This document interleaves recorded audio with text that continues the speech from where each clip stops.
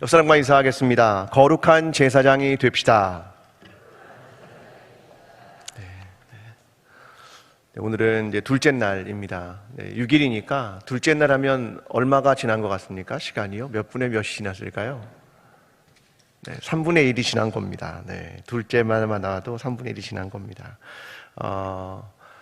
많은 분들이 함께 나와서 함께 예배하고 또 기도할 수 있는 시간이 우리 모두에게 있었으면 좋겠습니다. 오늘은 어제는 누구 배웠죠? 저희가요. 어제는 아론을 배웠습니다. 오늘은 그의 4명의 아들에 대한 이야기를 나눌 겁니다. 나답과 아비후, 엘르아살과 이다말, 4명의 아들을 2개의 그룹으로 나눕니다. 나답과 아비후라는 그룹, 그 다음에 엘르아살과 이다말이라는 그룹, 이렇게 해서 둘을 나누어서 이야기를 함께 나누어 보겠습니다. 이스라엘 사람들은 그리고 하나님은 마찬가지인 것 같고 큰아들에게 관심이 굉장히 많습니다. 그러니까 나답과 아비후에게 관심이 많은 것처럼 보입니다. 그걸 언제 알 수 있냐면 시내산에 오를 때에 나답과 아비후는 특별한 경험을 하게 됩니다. 출애굽기 24장 1절이 이렇게 기록합니다. 또 모세에게 이르시되 너는 아론과 나답과 아비후와 이스라엘 장로 70명과 함께 여호와께로 올라와 멀리서 경배하고. 그러니까 시내산에 오른 아들 중에 몇 명이 있습니까? 2명이 나답과 아비후. 그들은 하나님을 가까이에서 보았습니다. 하나님의 영광을 70명의 장로와 아론과 함께 본 사람은 나답과 아비후였습니다. 그들은 영예를 얻었고 그들은 하나님을 가까이 보는 특권을 얻었다. 그 이야기입니다. 그런데 문제가 발생했습니다. 큰 문제인지 작은 문제인지 잘 모르겠습니다. 그런데 그들은 이 일을 통해서 죽음을 맞이하게 됩니다. 오늘 본문 레위기 10장 1절과 2절을 함께 읽어보겠습니다. 함께 읽습니다. 아론의 아들 나답과 아비후가 각기 향로를 가져다가 여호와께서 명령하시지 아니한 다른 불을 담아 여호와 앞에 분향하였더니 불이 여호와 앞에서 나와 그들을 삼키매 그들이 여호와 앞에서 죽은지라. 아멘. 무슨 얘기를 하고 있는 겁니까? 하나님께 분향을 하기 위해서 향단을 가지고 갔는데 다른 불을 담았다. 분향할 때 담는 불은 번제단에서 가지고 온 불을 담아서 하나님을 분향하게 되어 있습니다. 그런데 번제단의 불이 아닌 다른 불을 담았다. 그 이야기를 합니다.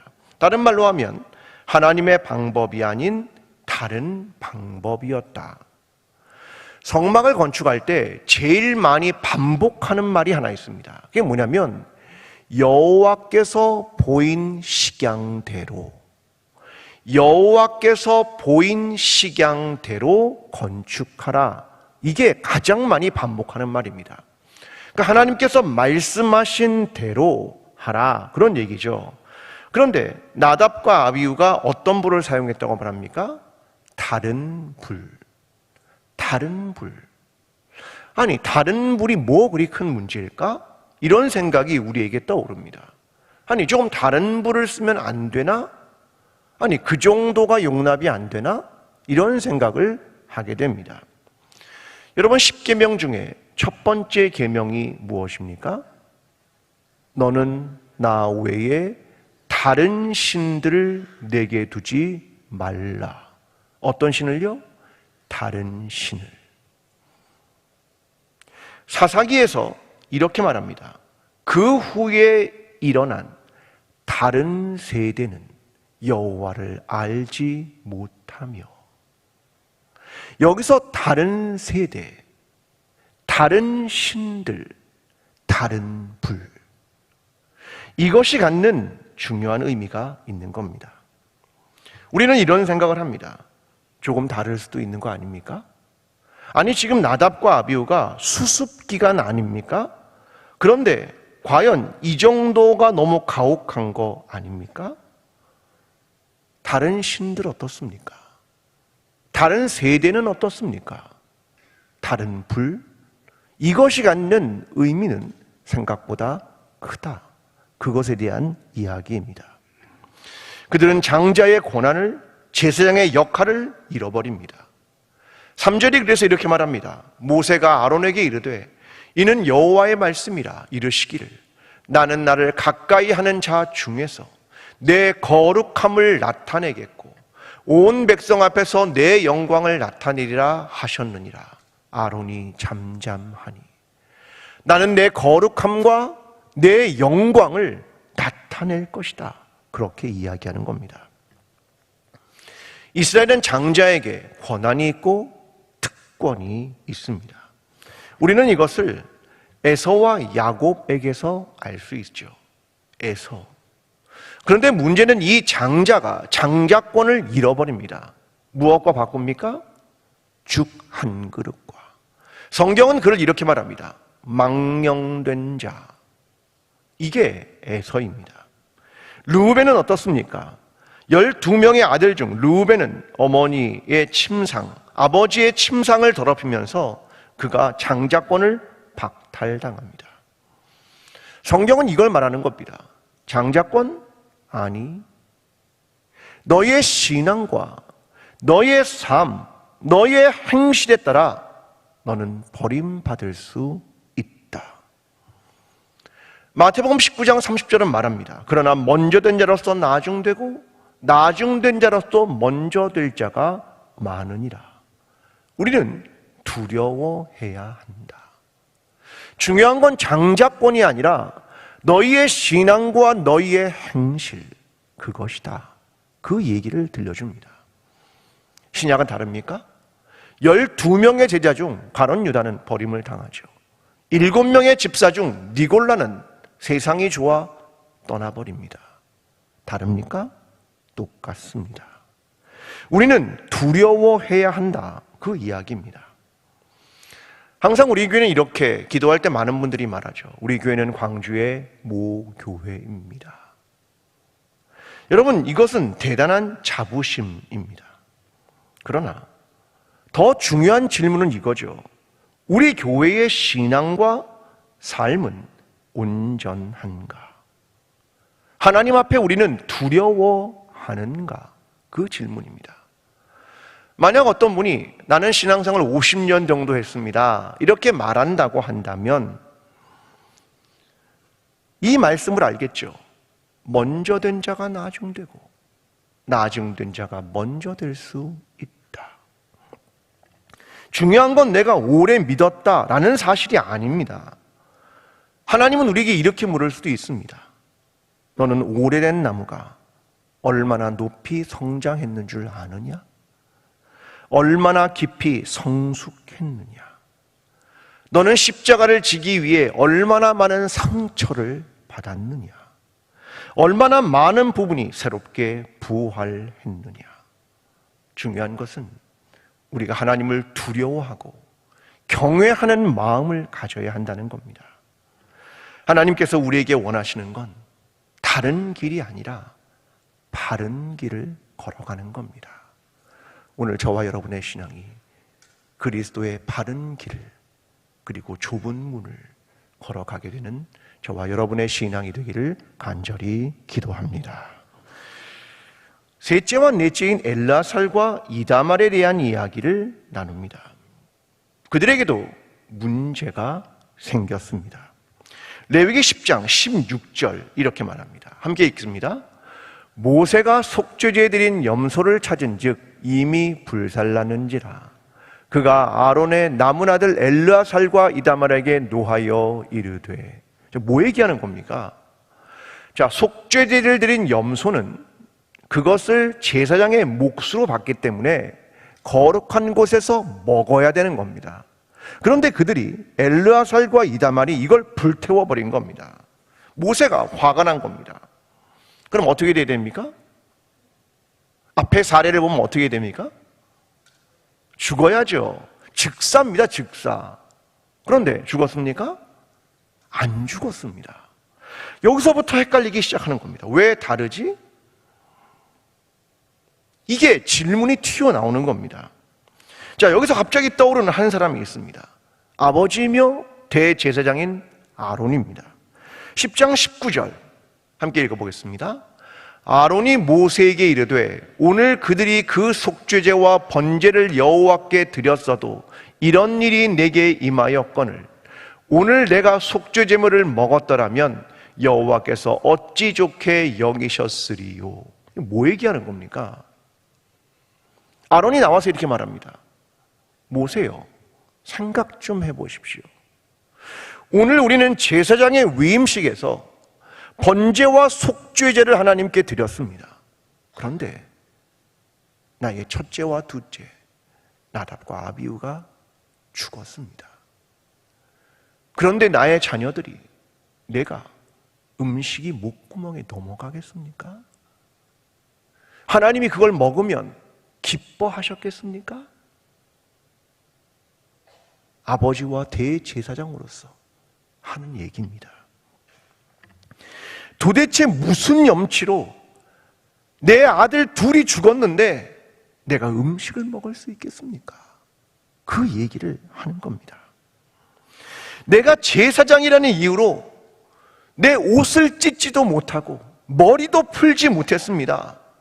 오히려 백성들은 슬퍼하며 울고 있는데 나는 아버지인데 나는 옷도 찢지 못하고 머리도 풀지 못했습니다.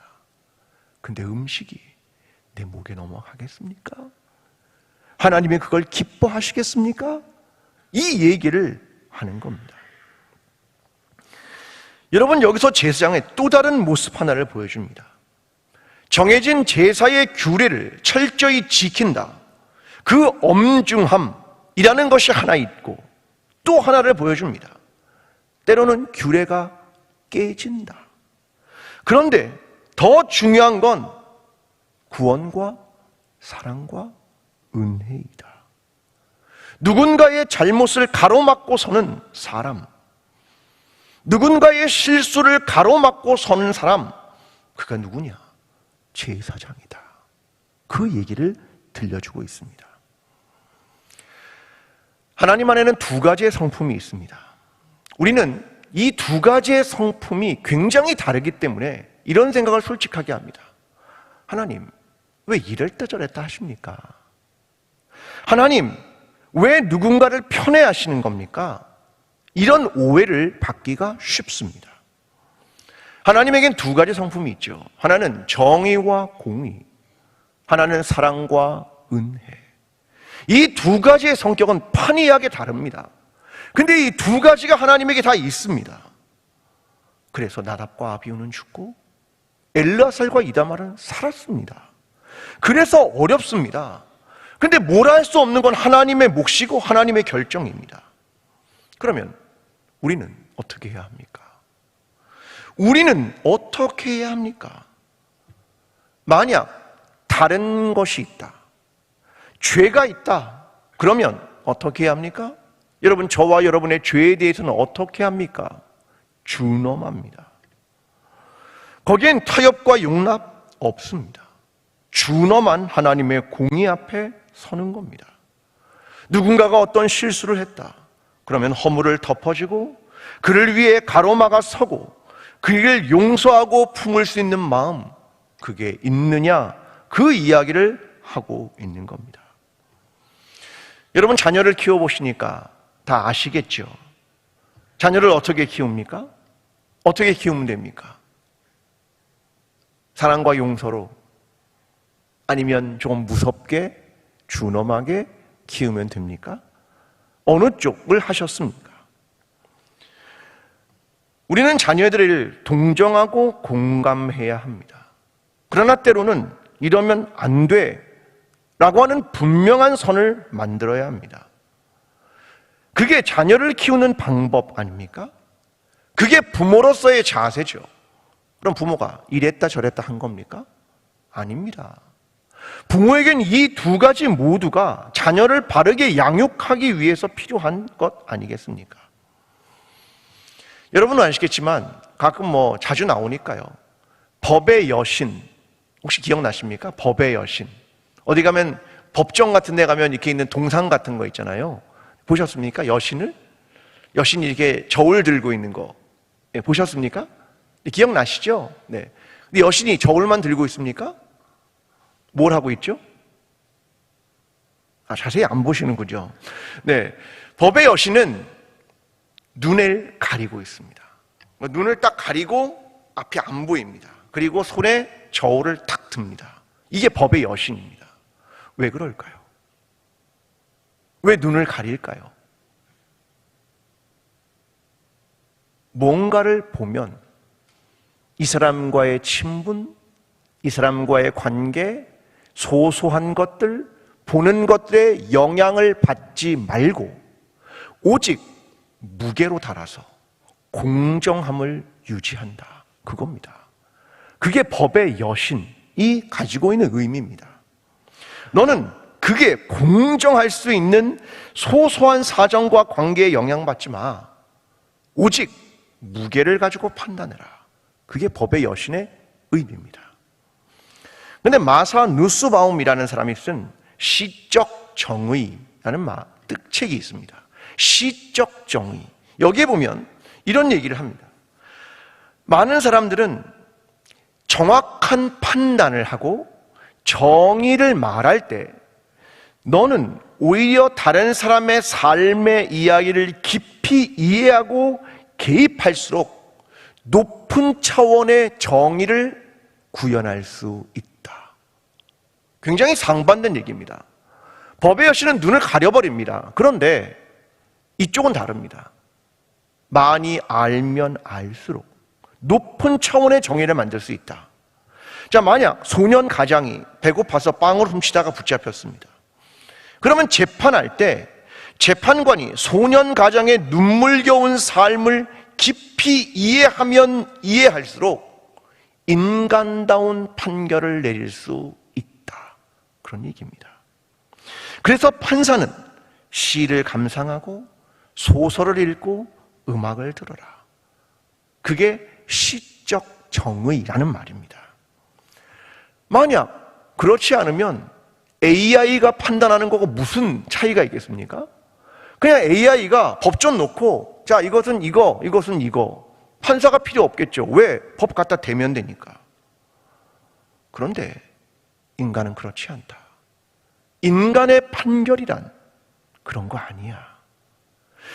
어떤 게 더 고차원적인 판단인가? 그것에 대한 이야기를 하고 있는 겁니다. 하나님의 성품이 있습니다. 사랑과 은혜, 공의와 정의. 제사장이란 누군가? 우린 그걸 생각해야 한다는 겁니다. 결국 가나안 땅에 들어가기 직전에 모세와 함께 모압 평지에서 이스라엘 백성의 수를 계수한 사람들이 있었습니다. 그 중에 이름을 올리는 한 사람 이름이 등장합니다. 엘르아살. 엘르아살은 여호수아와 함께 백성의 수를 계수합니다. 민수기 27장 21절. 그는 제사장 엘르아살을 앞에 설 것이요 엘르아살은 그를 위하여 우림의 판결로서 여호와 앞에 물을 것이며 그와 온 이스라엘 자손 온 회중은 엘르아살의 말을 따라 나가며 들어올 것이니라. 하나님의 뜻을 물을 때 누구에게? 엘르아살에게. 그가 무엇을 가져와서 우림의 판결로 흉패 안에 있는 것으로 그가 판결하는 자리에 선다라고 하는 것을 의미합니다. 엘르아살은 이후에 가나안에 있는 땅을 분배할 때도 여기에 등장합니다. 민수기 34장 17절. 너희에게 땅을 기업으로 나눌 자의 이름은 이러하니 제사장 엘르아살과 눈의 아들 여호수아이니라. 엘르아살의 이름이 계속적으로 등장합니다. 결국 그는 공적인 자리의 리더가 되었습니다. 하나님의 뜻을 묻는 자리 말입니다. 여러분, 저와 여러분은 누구라고 얘기했습니까? 어제? 누구라고 얘기했습니까? 제사장입니다. 옆 사람과 다시 한번 인사하겠습니다. 당신이 제사장입니다. 네. 네, 얼굴을 너무 열심히 보지 마시고, 네, 그냥 우리 대충 보시고, 네, 그냥 이분이구나, 이렇게 하면 됩니다. 네. 우리는 다 제사장입니다. 그렇게 얘기하는 거죠. 그럼 제사장의 능력 중에 전 중요한 게 있다고 생각합니다. 그게 뭐냐면, 하나님의 뜻을 분별하는 능력입니다. 하나님의 뜻을 분별한다. 자, 제사장의 판결 형패에 뭐가 있다고 그랬죠? 뭐가 있다고 그랬습니까? 우림과 둠밈입니다. 사람들은 이게 무엇인지 잘 모르겠다라고 말하지만 사람들의 예측은 이것입니다. 이럴 것이다 라고 생각을 합니다. 뭐냐면 하나는 흰 돌, 하나는 검은 돌일 것이다 라고 생각을 합니다. 하나님의 뜻이 yes이면 흰 돌을, 하나님의 뜻이 no이면 검은 돌을 뽑는다. 마치 제비 뽑듯 말입니다. 예전에 재판할 때도 무죄이면 피고에게 흰 돌을 주었고 유죄이면 죄인에게 검은 돌을 주었다. 이런 전통이 흘러내려옵니다. 우리에게 필요한 건 뭐냐면 분별하는 능력입니다. 무엇을요? 하나님의 뜻을. 그러면 하나님의 법을 알아야 됐죠. 그래야 하나님의 뜻을 분별하지 않겠습니까? 여러분, 성경을 읽지 않고 성경을 공부하지 않고 하나님의 뜻을 알 수 있습니까? 나의 한도 내에서, 나의 시각에서, 나의 방향에 맞는 성경 구절만을 발췌하면 하나님의 뜻입니까? 아닙니다. 여러분, 기도를 왜 해야 한다고 생각합니까? 기도를 하지 않으면 하나님과의 친밀함을 유지할 수 없으며 성령에 민감할 수 없으며 나의 죄에 민감할 수 없다는 것, 그것이 기도를 해야 하는 중요한 이유이며 하나님의 음성은 기도를 통해 우리에게 들리기 때문입니다. 그래서 말씀과 기도를 가까이 하지 않으면 하나님의 뜻을 분별할 수 있는 분별력을 갖지 못한다는 겁니다. 엘르아살은 공적인 자리로 들어갑니다. 오늘로 말하면 직분자들은 뭐가 필요하냐면 영적인 분별력이 필요하다는 겁니다. 목사와 장로, 안수집사와 권사, 그리고 집사 모두에게 필요한 건 뭐냐면 영적인 분별력입니다. 왜요? 제사장이기 때문입니다. 영적 분별력이 왜 중요합니까? 언제는 엄중하게, 언제는 은혜를 베풀어야 할지, 마치 자녀를 양육할 때 언제는 엄격하고 방임하면 안 됩니다. 언제는 은혜를 베풀고 할 때 엄중하면 안 됩니다. 그 때를 알아야 하고 어떻게 해야 하는지 분별을 해 가야 하기 때문입니다. 이 분별력을 놓치면 지금이 가야 할 때인지 멈춰야 할 때인지 도무지 알 수가 없다는 겁니다. 그래서 제사장은 이 두 가지의 성품을 다 갖지만 그것이 언제 발휘되어야 할지에 대한 분별력, 그 하나님의 뜻을 분별해가는 영적인 분별력을 반드시 가져야 한다. 그것을 우리에게 들려주는 겁니다. 제사장으로 부름받은 사랑하는 성도 여러분, 영적인 분별력을 갖게 되기를 기도합니다. 그리고 하나님의 뜻을 찾아가게 되고 이를 통하여 하나님께서 원하시는 교회, 하나님의 나라, 제사장 나라로 세워지는 저와 여러분이 되기를 간절히 축원합니다. 기도하겠습니다.